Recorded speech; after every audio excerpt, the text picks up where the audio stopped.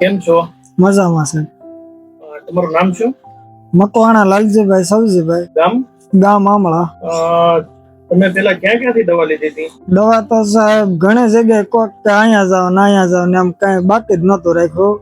આખા અમારા શહેરમાં જેટલા આજુબાજુના દવાખાના છે ને ત્યાં બધે દવા શરૂ જ હતી. તમને આપણું રિઝલ્ટ કેવું લાગ્યું? રિઝલ્ટ સાહેબ સારું. અમારે આપણે પહેલી જ સાયકલમાં અમને રિઝલ્ટ મળી ગયું છે. લગ્નને કેટલો સમય જતો?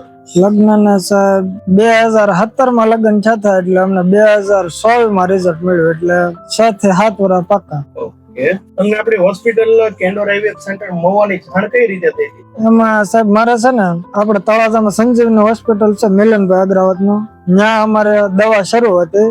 આઈવીએફ સેન્ટર કેન્ડોર હોસ્પિટલ મવાનો કેમ્પ ને આવેલ હતો. ત્યાં અમે મિલનભાઈ પાસે દવા લેવા જતા પણ કેમ્પ હતો તો અમે ચાલુમાં ત્યાં અમે અભિપ્રાય લેવા જઈ તેના સાહેબ ને મળ્યો અને એની વાતમાં અમને આમ સારું લાગ્યું કે અહીંયા આપણને રિઝલ્ટ મળે. પછી અમે ત્યાંથી આગળ આવ્યા. તો આપણે હોસ્પિટલનો સ્ટાફ તમને કેવો લાગ્યો? હોસ્પિટલનો સ્ટાફ સાહેબ આપણે કહીએ ને તો બહુ સારો.